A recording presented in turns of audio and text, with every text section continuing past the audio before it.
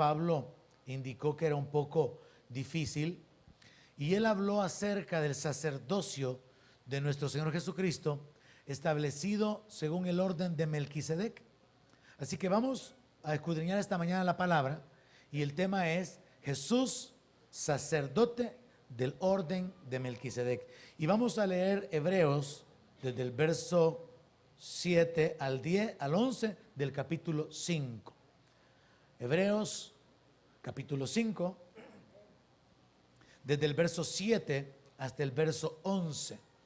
Hay algo muy interesante que entender acerca de esto, de cómo es que Jesús es sacerdote según el orden de Melquisedec, qué significa eso y cómo eso afecta a nuestra vida, cómo eso se aplica a nosotros como creyentes. O sea, aunque es un tema que no mucho se predica, es importante entender por qué necesitamos saber quién era Melquisedec, por qué es importante saber que Jesús pertenece a ese orden y cómo esto nos beneficia, cómo esto se aplica a nuestra vida. Y es lo que vamos a hacer esta mañana.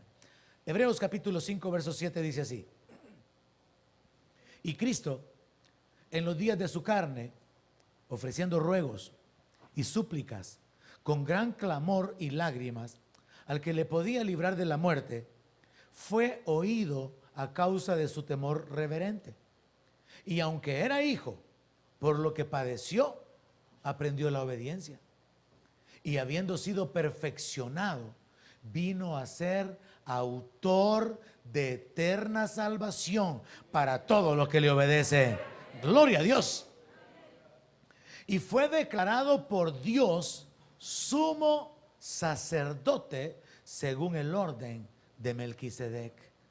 Acerca de esto tenemos mucho que decir y difícil de explicar, por cuanto se han hecho tardos para oír. Quiero comenzar con este pasaje. El apóstol Pablo está escribiendo y está diciendo de que este tema es importante, pero es un tanto complejo, es un tanto difícil de entender. Pero él mismo da detalles en lo que él continúa escribiendo y va trazando una serie de conexiones entre las escrituras que nos van a ayudar esta mañana a entender en qué consiste el sacerdocio de Melquisedec. Nos van a ayudar a entender que nuestro Señor Jesucristo fue establecido bajo juramento de parte de Dios en esa posición. Y nos va a ayudar a entender cómo esto nos beneficia o cómo esto se aplica a nuestra vida. Y lo primero que tenemos que saber, que es sumamente importante, es que Jesús fue perfeccionado y Él es el autor de la eterna salvación para los que le obedecen. Así que es importante enfocar nuestra relación con Cristo de esta manera. ¿Estoy obedeciéndole? Porque no es solamente estoy yendo a la iglesia. No, estoy obedeciéndole al Señor. Estoy caminando de acuerdo a la palabra. Estoy viviendo en fe. La vida que ahora usted vive, la vive en la fe del Hijo de Dios, el cual le amó y se entregó a sí mismo por usted. Porque una cosa es ir a la iglesia, otra cosa es tener fe en Jesús y otra cosa es obedecerle, caminar en obediencia a sus mandamientos y caminar con la expectativa de que sus promesas se cumplan en su vida. Lo segundo importante que establecemos en este texto es que Él fue declarado por Dios sumo sacerdote según el orden de Melquisedec. Y esto está escrito en un salmo. Creo que es en el Salmo 104, creo que es donde Dios jura que Él es establecido como sacerdote según el orden de Melquisedec. Comenzamos esta mañana estableciendo entonces una base bíblica fundamental, y es que según el plan divino han habido dos órdenes, dos tiempos o dos sistemas sacerdotales, y eso se le llama orden de Melquisedec o el orden de Aarón, y precisamente esos son los nombres de los personajes que establecen la clase de sacerdocio establecido por Dios. Y es curioso que cuando Dios llama a Abraham y se revela a él y lo escoge para ser el padre de muchedumbres, Dios por otro lado tiene a un hombre llamado Melquisedec que era el rey de Salem, y este hombre no solamente era rey, sino que también era sacerdote del Dios de los cielos, del Dios Altísimo. Entonces es importante que usted abra su mente y se dé cuenta que mientras Dios estaba tratando con Abraham por este lado, para poder establecer un pueblo, el pueblo del pacto, y a través de ese pueblo desarrollar una descendencia hacia el Mesías, hacia Jesucristo, y bendecir todas las naciones, todas las familias de la tierra por medio de la fe en Cristo. Por el otro lado, ya existía un sacerdote. Y ese sacerdote es este Melquisedec. Pero luego, a través de la descendencia de Abraham, Dios establece otro sacerdocio. Un sacerdocio solo para Israel, bajo el tiempo de la ley. Melquisedec está fuera de la ley. Entonces existen dos tipos de sacerdotes. El arónico, que pertenece a la ley, y el de Melquisedec, que fue antes de la ley. Y ese sacerdocio de Melquisedec, que fue antes de la ley, es el que le ha sido asignado a Jesucristo ahora. Entonces resulta que el sacerdocio levítico, o sea, el de los levitas, el de los hijos de Aarón, quedó en medio, en un tiempo. Solo durante el tiempo de la ley y solo para los judíos. Pero Melquisedec tenía un sacerdocio abierto, no estaba especificado para una nación, sino que Melquisedec es un sacerdocio, o representa un sacerdocio para toda la humanidad. Y ese sacerdocio le es dado a Cristo cuando se anula el sacerdocio de Aarón o de los levitas. Porque es un sacerdocio ya no solamente para una nación, para un pueblo en particular, sino para toda la humanidad. Entonces, según la Biblia, existen estas diferencias entre el sacerdocio de Melquisedec y el de Aarón. El de Melquisedec fue antes de la ley, el de Aarón durante la ley. El de Melquisedec tenía una connotación eterna, porque no hay fin en el sacerdocio de Melquisedec. Pero el de Aarón era temporal, no solamente porque los sacerdotes se morían, sino porque ese sacerdocio iba a durar solo durante el tiempo de la ley. El de Melquisedec era escogido en base a la clase de vida de la persona, pero el de Aarón era recibido por herencia. No importaba quién era el hijo que naciera, era sacerdote. Y ahora de él dependía si ejercía un buen sacerdocio o un mal sacerdocio. Pero el de Melquisedec era escogido en base al corazón, en base a la vida. El sacerdocio de Melquisedec no era una obligación, era escogido por Dios. Pero el de Aarón sí era una obligación. El hijo que nacía de un levita era sacerdote. No podía escoger ser negociante, no podía escoger tener otra función, una profesión. Era un sacerdote por herencia. No podía escoger. Lo más que podía hacer era no ser un buen sacerdote, pero no podía optar por otra profesión. El sacerdocio de Melquisedec, ahora ya en Cristo, obra la perfección en el sentido de que el sacrificio de Jesús fue perfecto, y en eso nos vamos a detener más adelante, pero el de Aarón no podía hacer que la gente alcanzara la perfección. Así que continuamente había que estar matando animales, derramando sangre, porque la gente continuaba pecando y sus pecados no eran borrados, solamente eran cubiertos. Pero Cristo es el Cordero que quita el pecado del mundo. Nuestro pecado ya fue quitado. En el Antiguo Testamento y bajo el sistema de Aarón solo era cubierto. La sangre de los animales derramada por los sacerdotes era simplemente un símbolo de que había muerto alguien por el pecado del pueblo. Y eso solamente cubría el pecado, pero no lo borraba, no lo anulaba, no lo quitaba. Pero ahora Cristo ya quitó el pecado de nuestra vida. Y Dios no se acuerda, dice la palabra. Ahora, siguiendo con las diferencias, el sacerdocio de Melquisedec está asignado a una sola persona. Solo hubo un Melquisedec y ya no hubieron más descendientes, no hubo más personas conectadas con ese sacerdocio. Y ese sacerdocio de Melquisedec le he dado a Cristo, solo es uno. Pero en el arónico eran muchos, porque cuando los sacerdotes morían había que relevarlos. Luego el último, el sacerdocio de Melquisedec era abierto hacia toda la humanidad, pero el sacerdocio de Aarón solamente fue establecido para el pueblo de Israel. Entonces, cuando uno ve la Biblia y se da cuenta, Melquisedec y su sacerdocio ya existían antes que el pueblo de Israel fuera establecido y recibieran el sacerdocio levítico o el sacerdocio de Aarón. Y ese sacerdocio de Melquisedec, que aparentemente desaparece, ya no hay mención sobre él en la Biblia, reaparece en el Nuevo Testamento en la persona de Jesucristo.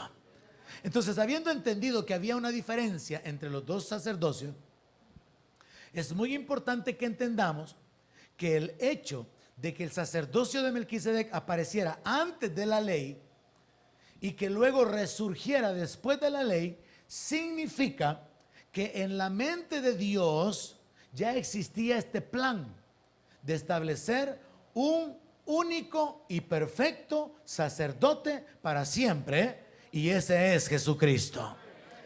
Así que tenemos que saber cómo esto se aplica a nuestra vida. Pero aprendamos un poquito primero sobre la vida de Melquisedec. Punto número 1 esta mañana: ¿quién era Melquisedec? Hebreos capítulo 7, verso 1. Aprendamos esta mañana sobre lo que el apóstol Pablo dijo que era algo difícil de entender, algo en lo cual había que profundizar y que de alguna manera tiene una dificultad. Hebreos capítulo 7, verso 1 dice así: porque este Melquisedec, rey de Salem, sacerdote del Dios Altísimo, que salió a recibir a Abraham, que volvía de la derrota de los reyes, y le bendijo, a quien asimismo dio a Abraham los diezmos de todo, cuyo nombre significa primeramente rey de justicia, y también rey de Salem, esto es, rey de paz, sin padre, sin madre, sin genealogía, que no tiene principio de días, ni fin de vida, sino hecho semejante al Hijo de Dios, permanece sacerdote para siempre. Para entender este texto, usted podría hacer en su Biblia una marca como abriendo un paréntesis después de la frase, porque este Melquisedec. Porque a partir de ahí se nos da una descripción, que él es el rey de Salem, que él es sacerdote de Dios, lo que significa su nombre, y luego cerrar el paréntesis cuando dice, hecho semejante al Hijo de Dios.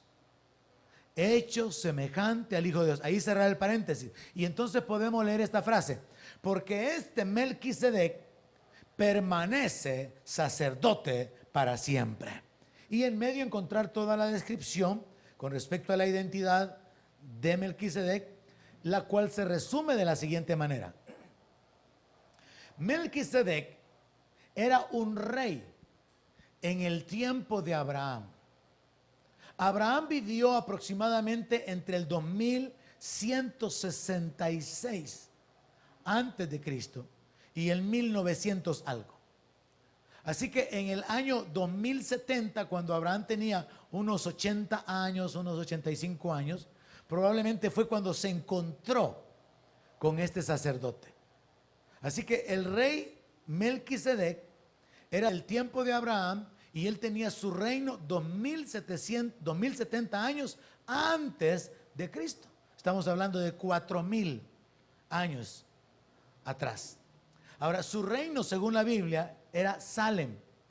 Y Salem es la misma región de Israel donde posteriormente se estableció la ciudad de Jerusalén. O sea que Salem, al igual que Ariel, es un nombre para la ciudad de Jerusalén, así como Sión. Así que Salem en la antigüedad estaba ubicado donde ahora está ubicado Jerusalén. Así que este rey era rey en la ciudad antigua o con el nombre antiguo donde ahora está ubicado Jerusalén. Es sumamente importante saber que este rey al mismo tiempo era sacerdote. Esto es importante porque en la Biblia encontramos que Dios escogía profetas, Dios escogía reyes, Dios escogía sacerdotes, Dios escogía jueces. Pero cuando se fusionan dos ministerios, esto establece un poder, una unción, un respaldo, un llamamiento único. Ser rey y sacerdote es algo especial. Y este hombre era rey y sacerdote. ¿Y qué dice la palabra con respecto a usted y a mí? Que Él nos hizo reyes y sacerdotes para Dios su Padre. Los levitas no eran reyes, era una tribu sacerdotal, solo eran sacerdotes. Pero nosotros tenemos un mejor pacto con mejores promesas. Dios a nosotros nos ha dado autoridad para gobernar y nos ha dado el sacerdocio, lo cual significa libertad para ministrarlo a Él. Si usted llega a entender eso, hermano, su vida puede cambiar radicalmente. Porque la Biblia dice que muchos van a reinar en vida por medio de uno, Jesucristo. Tenemos que vivir reinando en la vida, porque somos reyes en el sentido de la autoridad, de no vivir debajo de las circunstancias, sino arriba de las circunstancias. De vivir por fe, porque para el que cree todo le es posible. De vivir con autoridad sobre los demonios, porque los demonios se sujetan en el nombre de Jesús. Así que hay que entender esto de que somos reyes, porque es una aplicación espiritual. Significa gente caminando en autoridad. Este hombre entonces, Melquisedec, es un símbolo en el Antiguo Testamento, antes de la ley, de lo que Dios quería hacer con su pueblo. Dios quería establecer a un pueblo con dos ministerios, que fueran reyes, gente de autoridad, y que fueran gente con libertad para presentarse delante de la presencia de Dios. Porque al final ese es el oficio sacerdotal, acercarse a la presencia de Dios. Entonces este Melquisedec también era un sacerdote del Dios Altísimo. Ahora bien, Melquisedec en el idioma original, en el hebreo o arameo, literalmente significa rey de justicia. Melquisedec significa rey de justicia. Pero como él era el rey de Salem, y Salem significa paz, no solamente era el rey de justicia, sino que también es el rey de paz. Y esto nos habla del Señor Jesucristo. Él es el rey de justicia. Él es el príncipe de paz, el rey de paz, el rey de gloria. Así que este Melquisedec viene a ser como un símbolo, un tipo de Cristo, porque a propósito no se registraron quiénes eran sus padres. No aparece en la Biblia. ¿Quiénes eran los padres de Melquisedec? No aparece. Si tuvo hijos, no aparecen. Y por eso la Biblia dice que sin genealogía, sin padre ni madre, porque a propósito no se registraron nombres de sus padres, sino que simplemente se registra que Dios lo escogió para ser rey y para ser sacerdote. Ni siquiera se dice nada de su edad, ni de su muerte, nada. Pero esto fue hecho a propósito de parte de Dios. No es que no fuera un hombre. He oído algunas predicaciones que dicen, es que ese Melquisedec era Cristo. No, Melquisedec era un hombre tipo de Cristo, un símbolo de Cristo, un hombre levantado y establecido por Dios en el sacerdocio y en la función como rey, con el propósito de simbolizar la posición que le pertenecería a Jesucristo y luego a todo el pueblo de sacerdotes, que somos todos los que hemos creído en el Señor. Así que encontramos acá en la palabra que no se dice nada de la edad del Señor Jesucristo. No se dice nada acerca de la muerte de Melquisedec. Pero sí se dice algo, que fue hecho semejante al Hijo de Dios y que permanece sacerdote para siempre. Así que entendemos primeramente que Melquisedec era un ser humano que fue establecido por Dios en esa posición de rey y de sacerdote, que vivió en el tiempo de Abraham y que era un símbolo, un tipo de Cristo. Un sacerdocio hacia toda la humanidad, un sacerdocio único, un sacerdocio perfecto, como lo vamos a ver ya en la aplicación del Señor Jesucristo. El segundo punto que tenemos que entender luego de saber quién era Melquisedec es establecer en base a la palabra que Jesús es el sacerdote o sumo sacerdote según el orden de Melquisedec. Vamos al libro de Hebreos, capítulo 7, verso 15. Recuerde que el apóstol Pablo nos dijo a través del escrito que leímos anteriormente que esto tenía algo de difícil.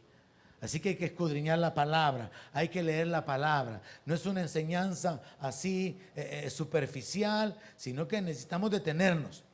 Pablo dijo que había mucho que decir sobre este tema y difícil de explicar. Así que ponga un poco de su esfuerzo leyendo las citas y conectándolas para que pueda comprender la revelación de la palabra que se encuentra aquí.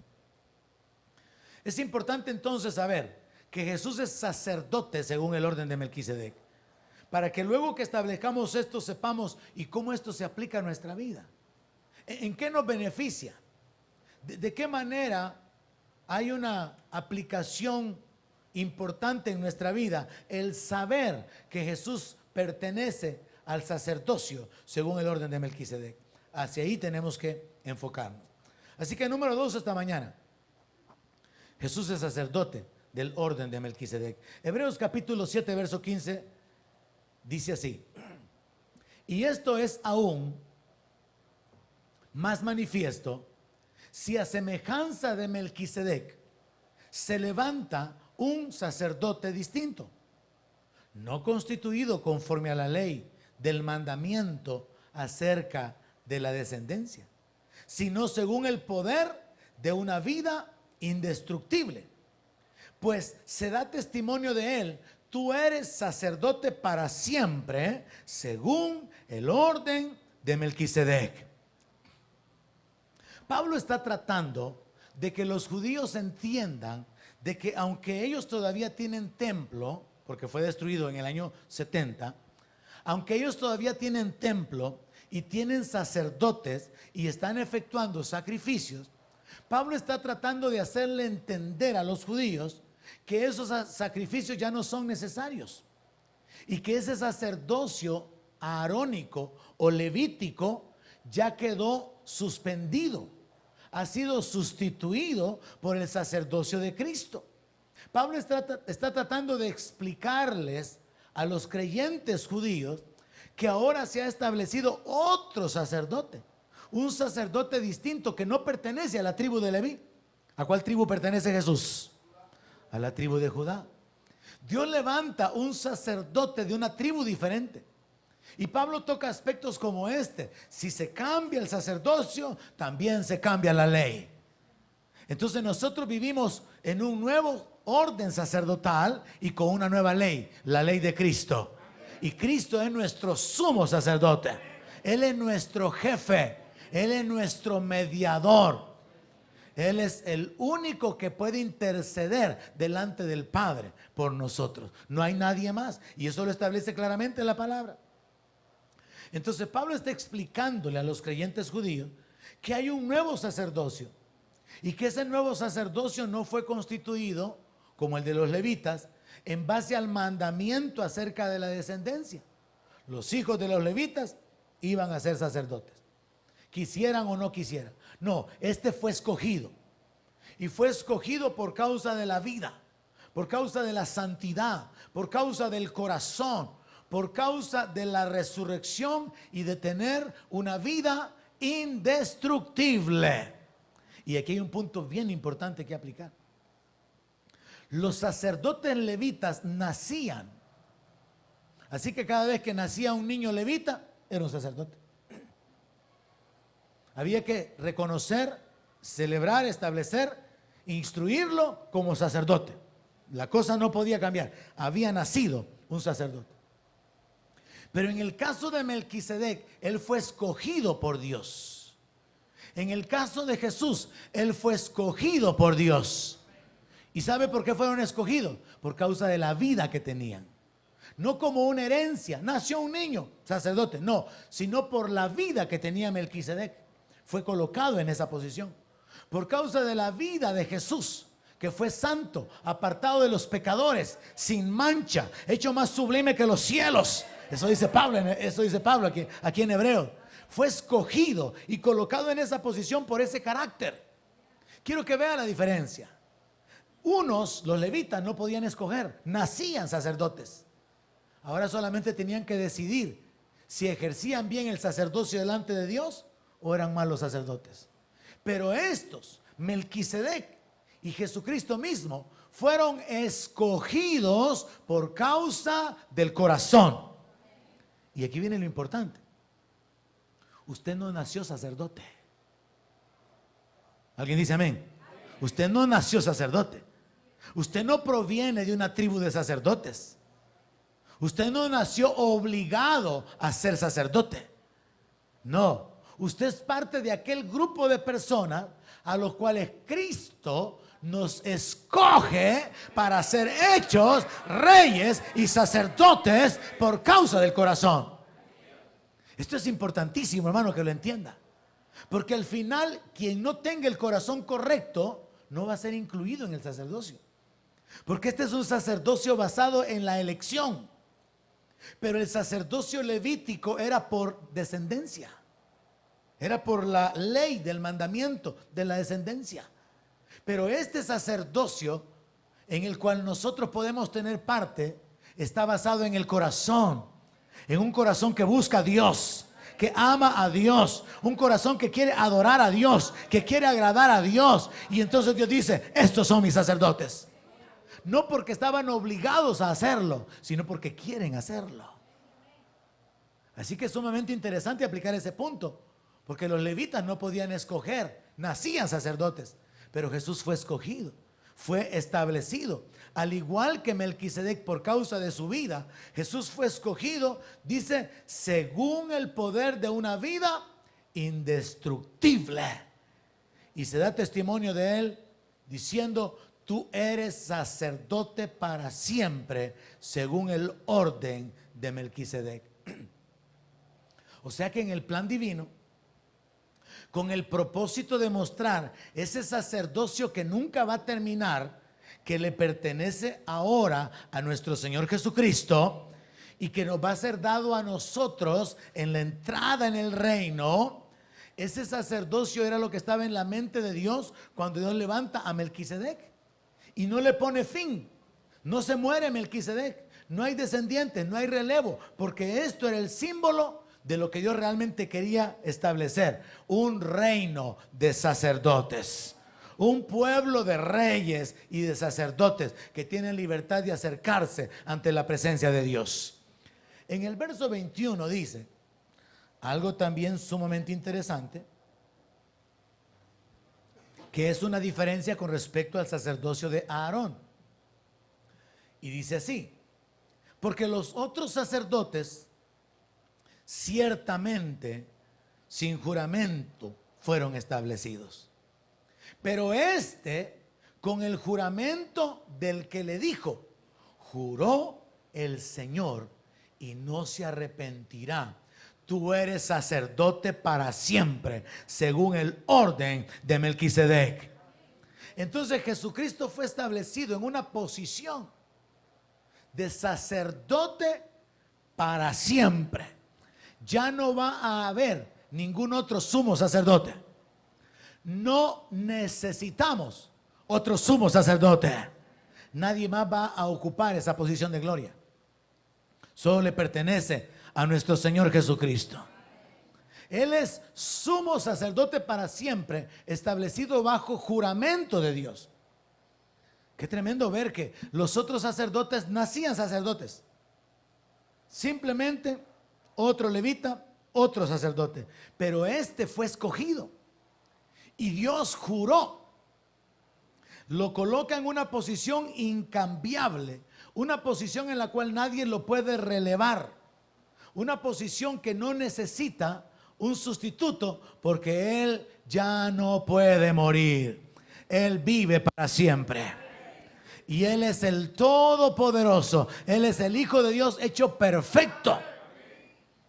Y esto nos lleva entonces a entender el punto número 3 acerca de por qué es importante el orden de Melquisedec, porque es importante comprender que el sacerdocio de Cristo pertenecía al orden de Melquisedec. ¿Cómo esto se aplica a nuestra vida?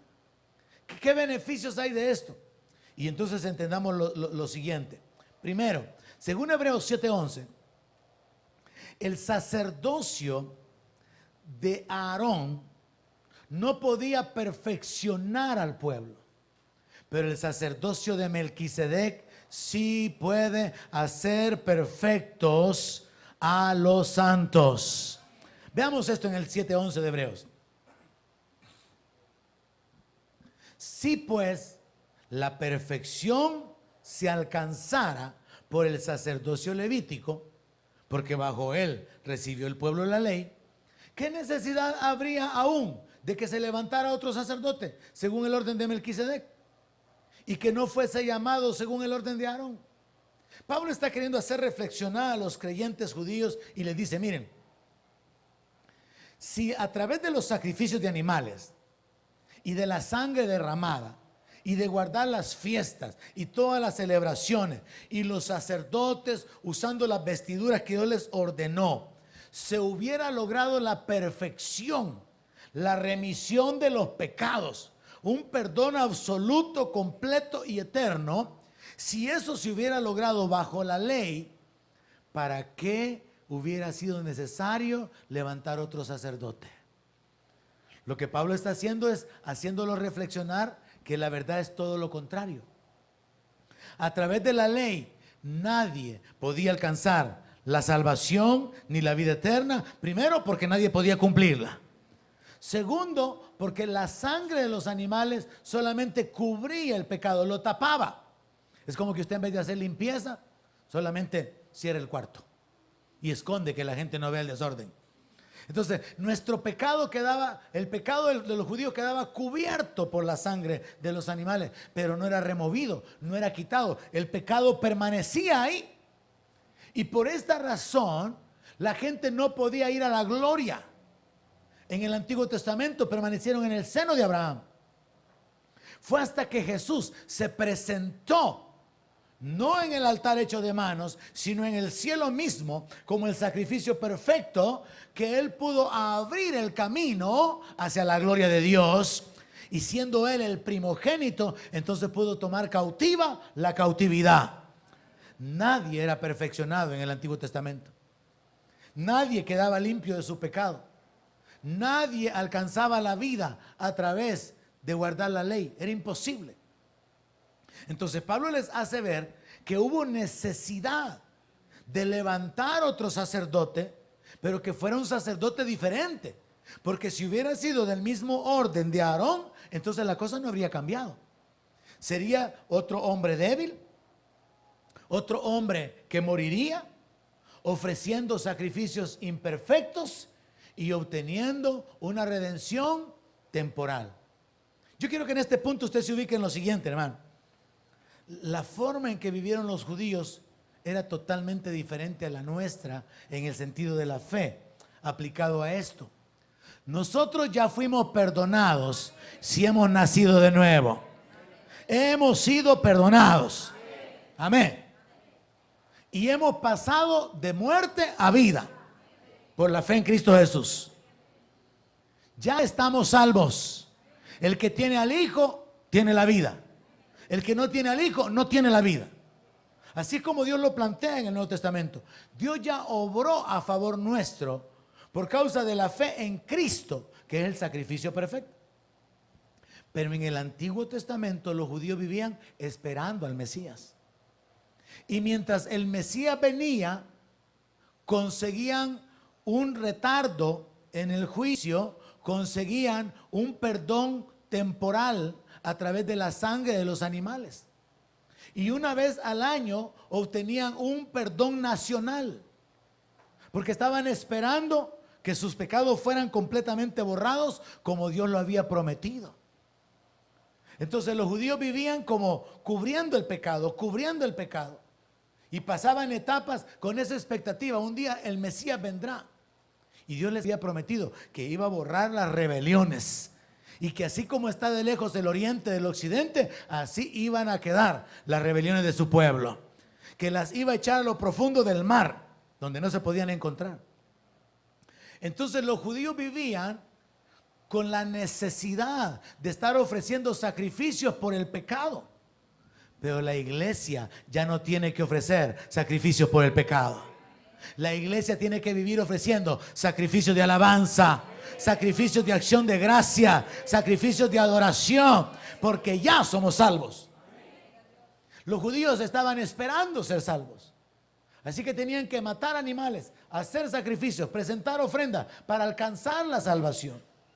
Obtenían un perdón temporal, tenían que volver a conseguir otro. Es como los extranjeros que viven aquí o en cualquier país, tienen que ir a conseguir otro permiso cada cierto tiempo para seguir en el país. Se vence el permiso, hay que volverlo a conseguir. Así estaban los israelitas, consiguiendo un perdón temporal, otro perdón temporal, otro perdón. Pero nosotros ya fuimos perdonados, ya fuimos adoptados como hijos de Dios. Ahora, ese privilegio de vivir en una dispensación diferente tendría que hacernos actuar diferente. Si los judíos fracasaron en el Antiguo Testamento, en su función sacerdotal, nosotros deberíamos de cuidarnos como iglesia de ser la clase de sacerdotes que Dios quiere. Porque, hermanos, aquí se aplica aquella parábola de los labradores malvados. Un hombre se fue lejos y le dejó a unos labradores su viña, esperando que los labradores trabajaran, produjeran el fruto y entregaran las ganancias. Pero cuando el hombre mandó a buscar las ganancias, no habían ganancias. Los labradores no le quisieron dar. Mandó otro, lo mataron. Mandó otro, lo mataron. Y el dueño de la viña dijo, ¿qué voy a hacer?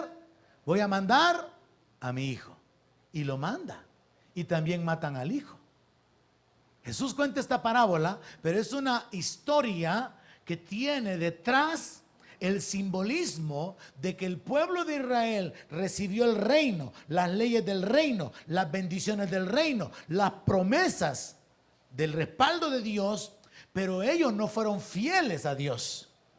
Y entonces el Señor hace una pregunta: ¿qué va a hacer el rey, el dueño de la viña, con estos labradores malvados? Los va a castigar y les va a quitar la viña y se la va a dar a otro pueblo que sí produzca los frutos que Él espera. Y ese grupo de personas somos los gentiles, hermano. Yo quiero que usted entienda eso. Esto es sumamente importante. Los judíos fallaron. Ahora Dios nos ha dado la oportunidad a nosotros. Los judíos han sido desgarrados, desgajados del verdadero, siendo el verdadero olivo. Y nosotros hemos sido injertados en ese verdadero olivo. Pero si Dios arrancó ramas verdaderas, a ti también te arrancará, dice el apóstol Pablo. Porque, hermanos, a los judíos se les ofreció la salvación, pero a nosotros ya se nos dio la salvación. A los judíos se les dio un sacerdocio temporal, imperfecto, que solamente cubría el pecado. A nosotros se nos ha dado un sumo sacerdote que es perfecto y permanece para siempre. Y se nos ha dado a nosotros la posición de sacerdote para poder acercarnos delante de Dios sin intermediarios. Ahí es donde está el error del sistema católico: poner hombres para que la gente se confiese, poner hombres para que continúen haciendo un sacrificio incruento que no es necesario, porque Jesús con una sola ofrenda hizo perfectos a los santificados. Y eso es lo que está escrito en capítulo 10, verso 14 de Hebreos. No es necesario estar haciendo más sacrificios por el pecado. Pero esto causa que muchos creyentes, que muchos cristianos vivan la vida evangélica así más o menos. No hay devoción, no hay pasión, no hay gratitud. Y yo creo que la razón es esta: no hay entendimiento. Porque cuando uno entiende quién es en Cristo, lo que tiene en Cristo, lo que puede hacer en Cristo y lo que Dios ha revelado como su voluntad, uno vive de una manera diferente. Pero cuando uno no tiene esa revelación, cuando uno vive en ignorancia y lo que tiene es religión, entonces no se puede adoptar la posición que verdaderamente nos corresponde. Yo me atrevería a pensar y a proclamar que la mayoría de creyentes no saben que Dios los ha establecido como sacerdotes. Pero es mi intención y mi interés que usted que me está oyendo esta mañana sepa, Dios lo ha hecho, Cristo lo ha hecho a usted rey y sacerdote para Dios su Padre. Y usted tiene que ejercer esa posición. Así que, comprendiendo la posición que nos ha sido dada, tenemos que reconocer que somos privilegiados y estar agradecidos. Creo que el apóstol Pedro es quien lo pone de esta manera. Habiendo pues recibido un reino inconmovible, tengamos gratitud y por medio de ella sirvamos. Cuando usted entiende que Dios lo ha llamado a su gloria eterna, que Dios lo ha perdonado, que Dios lo ha adoptado, que Dios le ha dado herencia y que Dios tiene programado glorificarlo, usted vive agradecido. Porque usted llega a descubrir los planes y pensamientos que Dios tiene. Y usted hace a un lado sus planes y sus pensamientos para alinearse con los planes y pensamientos de Dios. No es sabio, hermano. No es sensato gastar nuestra vida en el afán por lo terrenal y terminar todos enfermos, arruinados, sin poder comer carne y dejando el pisto ahí a saber para quién. No es sabio, hermano. No es sabio que usted se afane por enriquecerse. No es sabio que usted viva para la comida y para el vestido. Jesús habló sobre estas cosas. Jesús dijo que nuestro Padre Celestial tiene cuidado y que Él sabe de qué cosas tenemos necesidad. Es un asunto de entender el privilegio o la posición de privilegio que nos ha sido dada. Dios nos ha establecido como sacerdotes.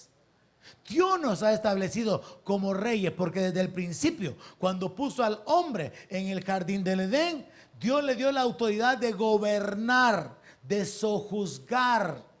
Dios le dio al hombre la autoridad delegada para vivir como un rey sobre este mundo. En otras palabras, Dios puso a Adán como Dios del mundo.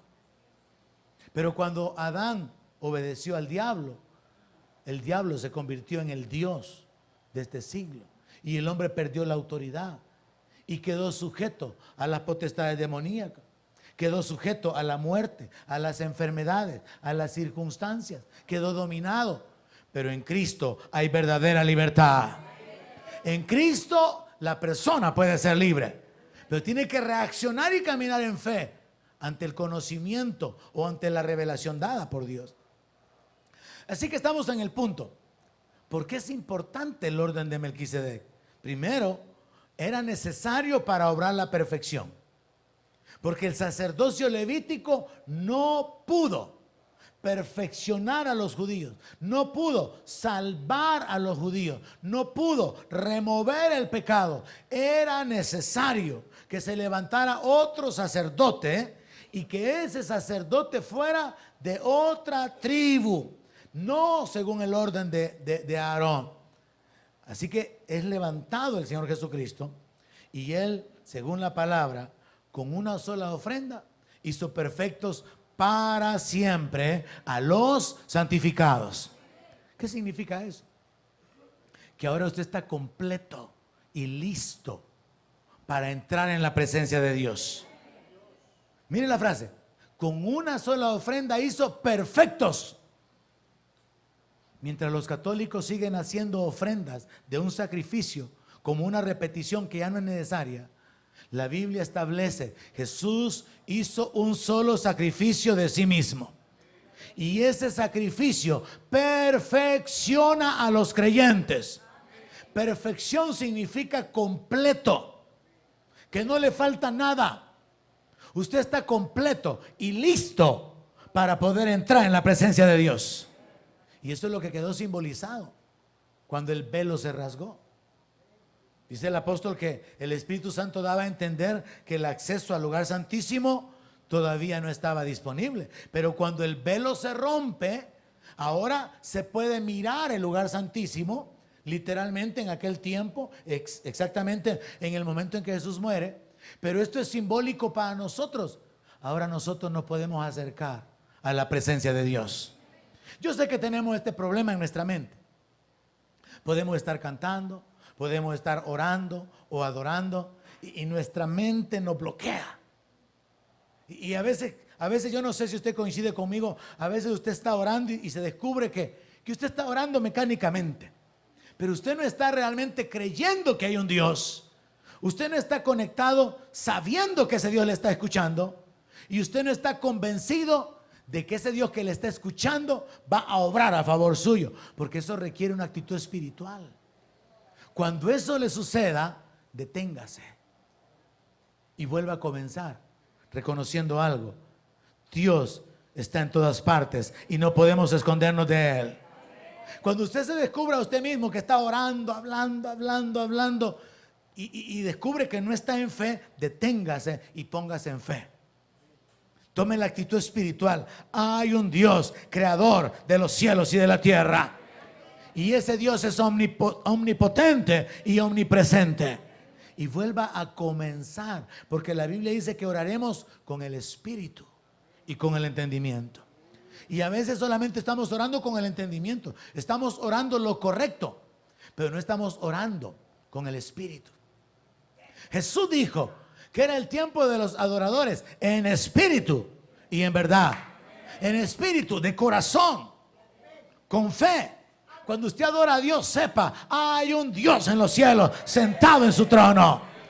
Si usted está solamente cantando por cantar y no está enfocada su mente y no está enfocado su espíritu, deténgase y vuelva a comenzar. Y piense, mi Dios está en los cielos. Todo lo que Él quiso, ha hecho. Él es el Dios verdadero. Y enfóquese espiritualmente. Esta es una práctica importante. Porque no se trata de que con los ojos cerrados usted medita. No se trata de que usted se imagine a Dios. No se trata de que usted haga un esfuerzo por imaginarse un trono y millones de ángeles. No, se trata simplemente de que espiritualmente usted adopte la actitud de fe. Hay un Dios creador de todas las cosas. Y Él está en todo lugar. Y yo tengo libertad de entrar ante su presencia. Por eso el apóstol Pablo lo pone de otra manera. Dice que no nos hemos acercado al monte donde había relámpagos, habían truenos, había una voz terrible, había fuego, donde ni los animales se podían acercar. El apóstol Pablo dice que nos hemos acercado a Sión, a la ciudad del Dios vivo, a la congregación de los primogénitos hechos perfectos, a la congregación de millares y millares de ángeles. Pero usted no tiene que hacer el esfuerzo hasta que logre visualizar los ángeles, hasta que logre ver a los parientes muertos. No, sino que es un acto de fe. Mi Dios está en los cielos, mi socorro viene de Jehová. Hay un Dios que habita en la eternidad. Y voy a adorarle, o voy a pedirle que se manifieste. Así que si se descubre a usted mismo cantando solo por cantar, orando solo por orar, deténgase y vuelva a enfocarse. Amén. Entonces, el sacerdocio, según el orden de Melquisedec, era necesario para obrar la perfección. Número uno. O sea, la perfección de los santos, de nosotros, solamente era posible a través de un sacerdocio perfecto, a través de una ofrenda perfecta, porque Dios estaba enfocado en la plenitud de todas las cosas. El sacerdocio levítico era temporal, imperfecto, débil. Pero el sacerdocio de Melquisedec, en base a una vida indestructible, a un carácter de santidad, de justicia. Y Jesucristo mismo se constituye en ese sacerdocio único o perfecto, que puede también perfeccionar a aquellos a los cuales está ministrando. Hebreos capítulo 7, verso 23. Y los otros sacerdotes llegaron a ser muchos, debido a que por la muerte no podían continuar. Mas este, por cuanto permanece para siempre, tiene un sacerdocio inmutable, por lo cual puede también salvar perpetuamente a los que por Él se acercan a Dios, viviendo siempre para interceder por ellos. Jesucristo tiene un sacerdocio que jamás va a ser cambiado. Le pertenece a Él eternamente. Un nuevo orden de sacerdocio. Mire qué interesante. Debido a que el sacerdocio perpetuo le ha sido asignado a Él bajo juramento, Él puede salvar perpetuamente. Y ha estado salvando a todos los que se acercan a Él, a todos los que se acercan por medio de Él a Dios, incluyéndonos a nosotros. Después de que Jesús fue establecido sumo sacerdote, después de la resurrección, por Dios, y se levanta ese nuevo sacerdote, Jesús ha estado salvando y salvando a todos aquellos que se han acercado a Dios por medio de Él. Un gran error del sistema católico, que por María a Jesús y luego de Jesús al Padre. No, nos acercamos a Dios por medio de Jesucristo. Y Él es el que intercede por nosotros. El sistema católico establece que María intercede. No hay base en la Biblia. María abogada. No hay base en la Biblia. Jesús es el único mediador entre Dios y los hombres. Jesús es el único intercesor entre Dios y los hombres. No hay nadie más. Y nos podemos acercar por medio de Él hacia Dios. Porque Él es el sumo sacerdote que ha recibido un sacerdocio perpetuo. Entonces, sobre esta base, yo puedo acercarme a Dios por medio de Él y solamente de Él. Capítulo 5, verso 9.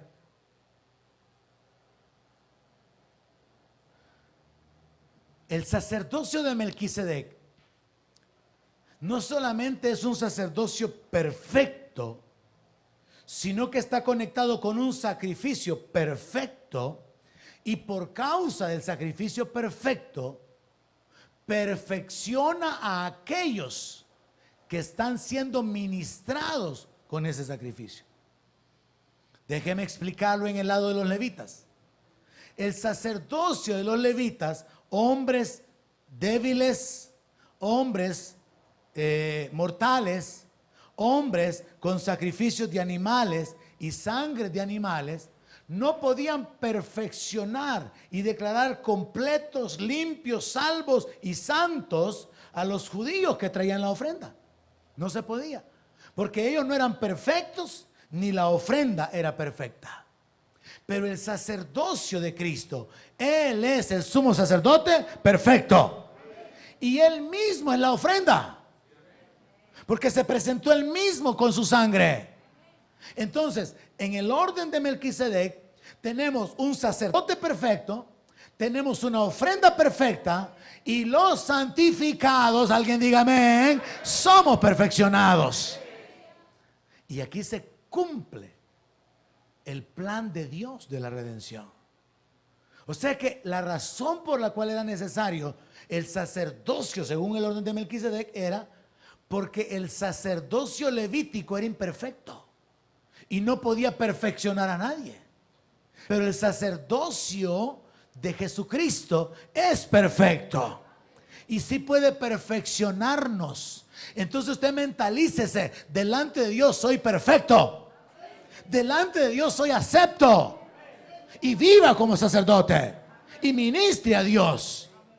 No viva amando el mundo, no viva enredándose en el mundo, porque aunque tenga un llamado, usted puede terminar lejos, igual que Sansón.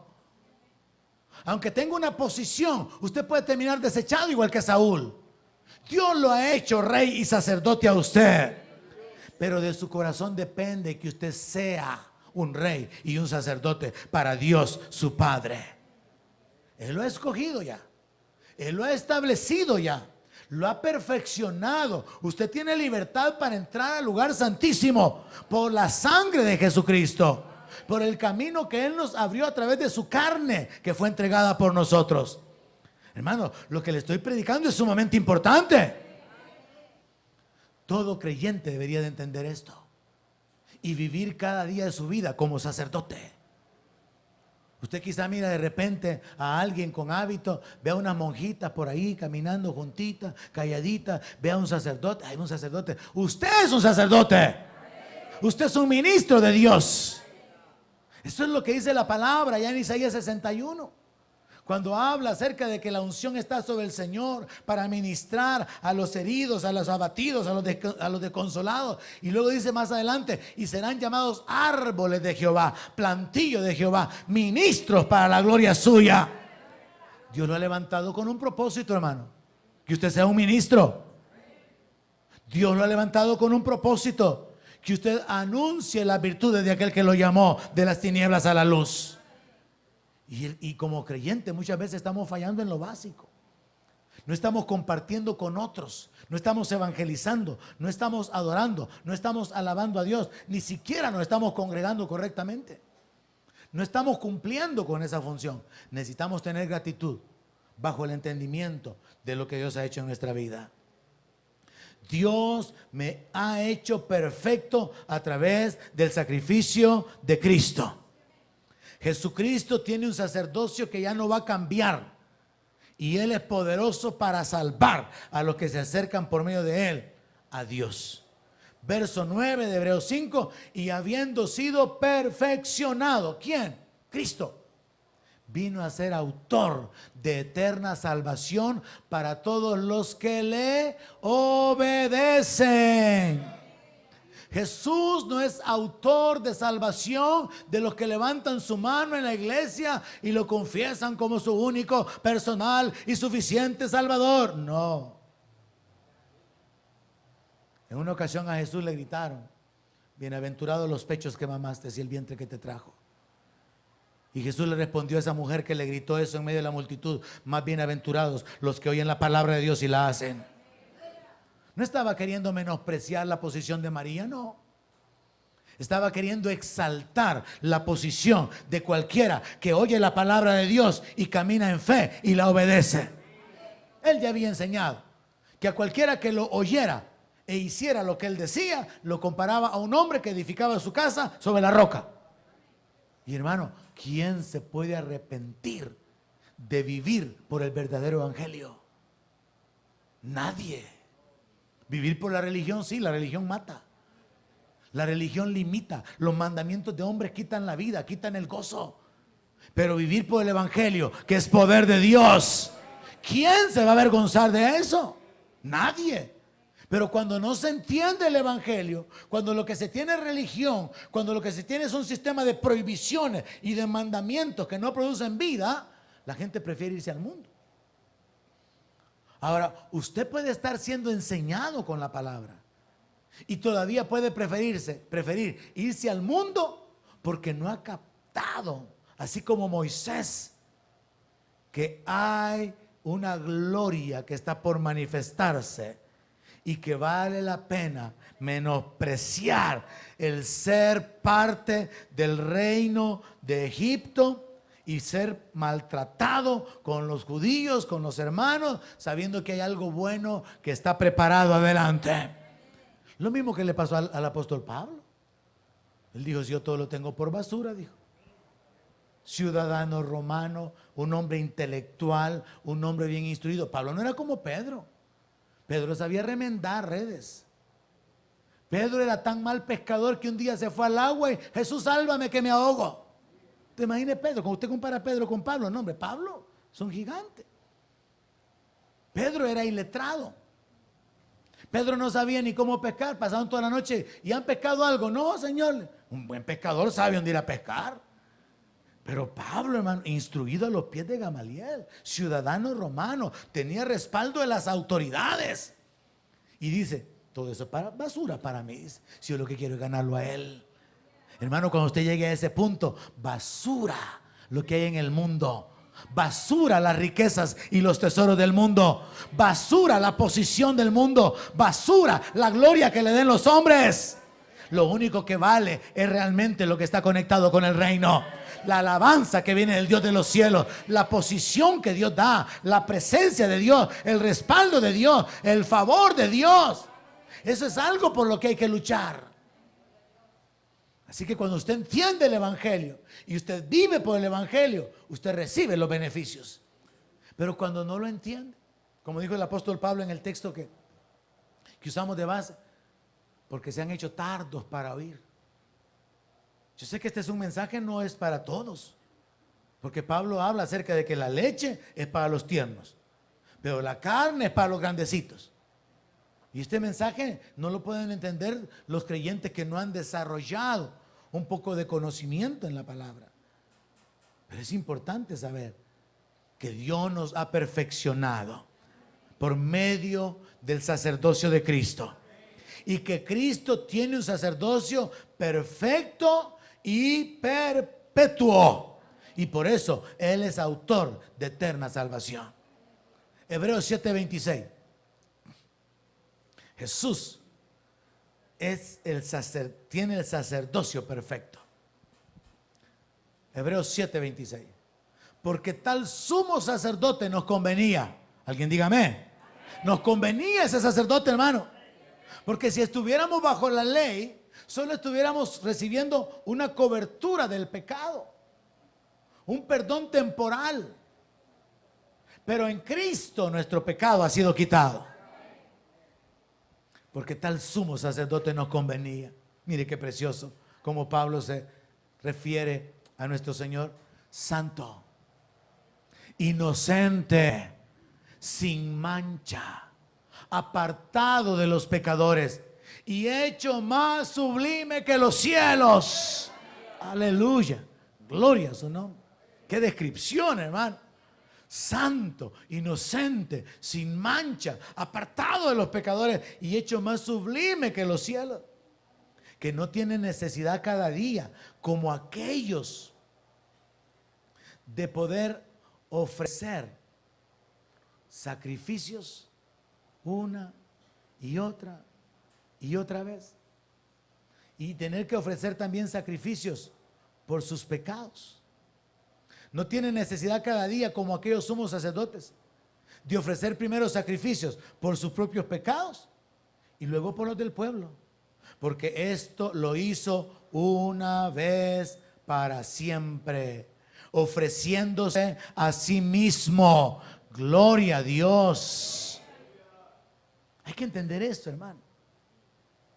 Ya no hay necesidad de más ofrendas por el pecado. Usted solamente confiesa su pecado, se apropia del perdón y sigue adelante. Porque si alguno hubiera pecado, abogado tenemos, dice la palabra, a Jesucristo el justo. Hay que entender que Dios ya obró la salvación, ya obró el perdón. Él ya determinó el compartir su gloria, como dijo Jesús en su oración. La gloria que me diste, yo se las he dado. El Espíritu Santo nos ha sido dado. Hay que entender la posición que nos corresponde. Hay que entender la posición de Jesús. Él no tiene necesidad, como aquellos sumos sacerdotes, de ofrecer primero sacrificios por sus pecados y luego por los del pueblo. ¿Por qué? Porque Él es santo.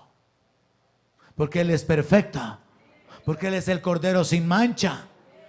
Él no necesita ofrecer sacrificios por sí mismo. Los sacerdotes levitas sí tenían que hacerlo. Jesús no. Los levitas tenían que ofrecer cada año otro sacrificio. Jesús no, ya lo hizo una vez para siempre. Verso 28. Porque la ley constituye sumos sacerdotes a débiles hombres.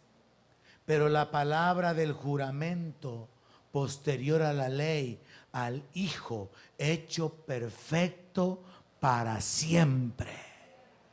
Jesucristo ha sido perfeccionado. Él es la ofrenda perfecta.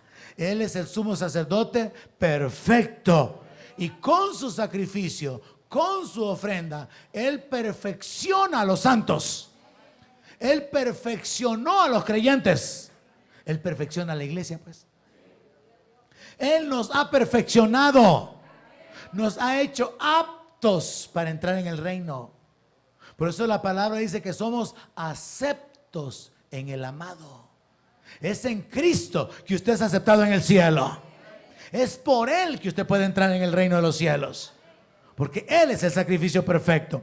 Él es el sumo sacerdote perfecto. Y con su ofrenda, la ofrenda de sí mismo, Él nos ha perfeccionado. Yo le aseguro que los judíos hubieran deseado vivir en nuestro tiempo. Y nosotros no entendemos. Y ahí andamos dando vía y viviendo un evangelio así como de acercarnos, de alejarnos al Señor, de seguirle unos años, de apartarnos. No hay un compromiso, no hay esa pasión, porque no hemos entendido la revelación. Es necesario, hermano, que oremos para que Dios se revele a nuestra vida y nos haga entender estas cosas.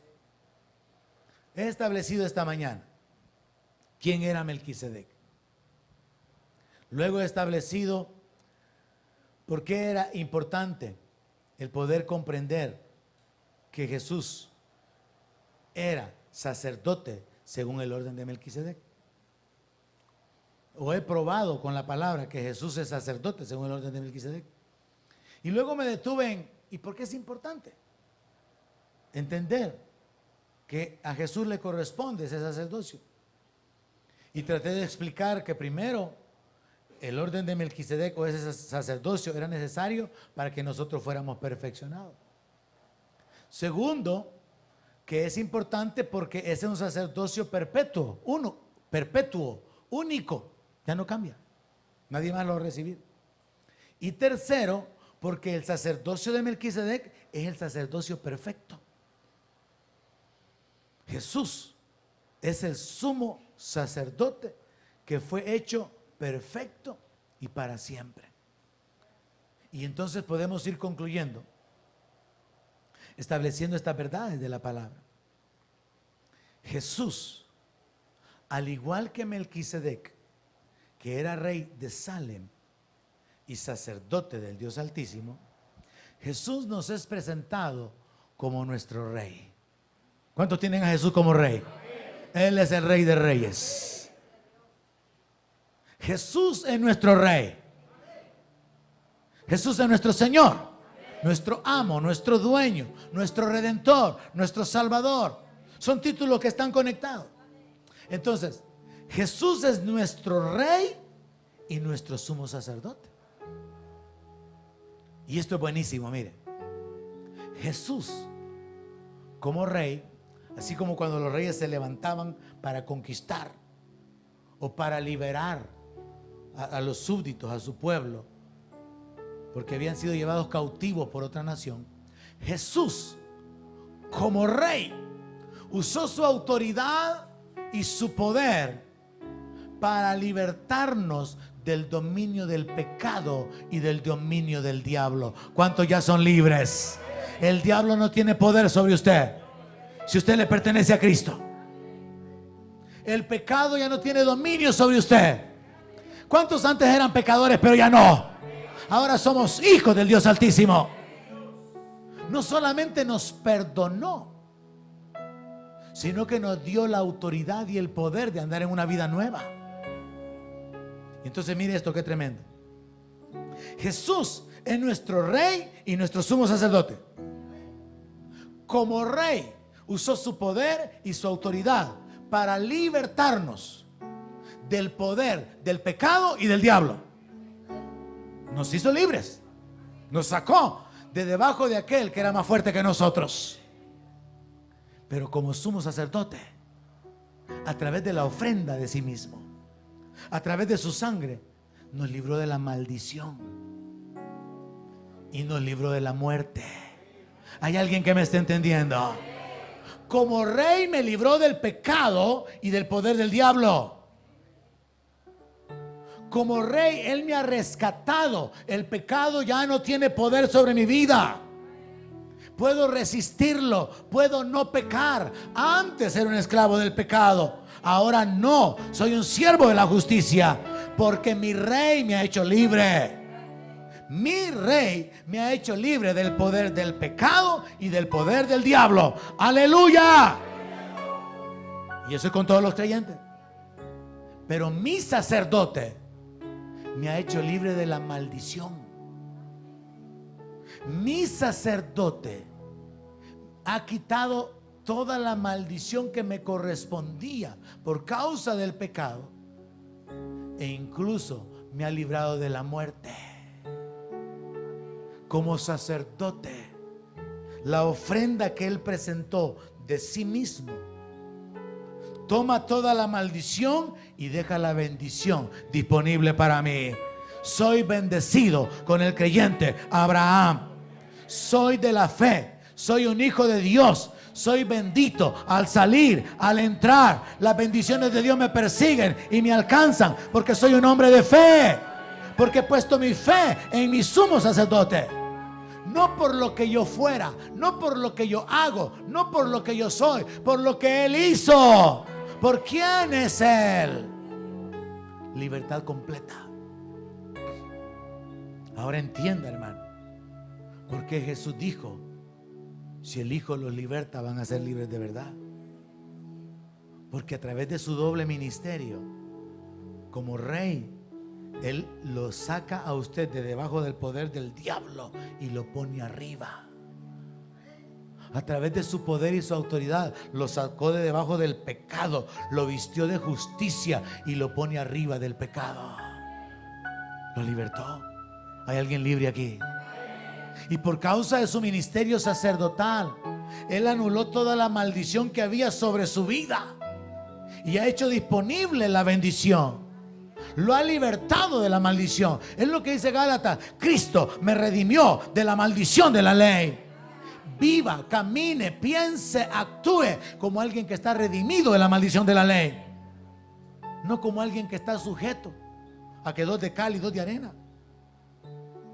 Aquí en la lucha, hermano, y de lucha en lucha y de lucha en lucha. No, de gloria en gloria, de poder en poder, hasta ver a Dios en Sión, cambiando el desierto en estanque de aguas, recibiendo nuevas fuerzas cuando ya no tiene ningunas. Sí habrán problemas, pero nuestro sumo sacerdote abrió el camino hacia el lugar santísimo y usted puede alcanzar socorro, usted puede hallar gracia. Renueve su mente, llénese de la palabra, llénese de fe y levántese, porque el Hijo lo ha hecho verdaderamente libre. Su ministerio de sacerdote, su ministerio como rey, lo ha colocado a usted en una posición privilegiada. Ubíquese, colóquese, posiciónese en ese lugar que el Señor le ha dado. Él es el sumo sacerdote.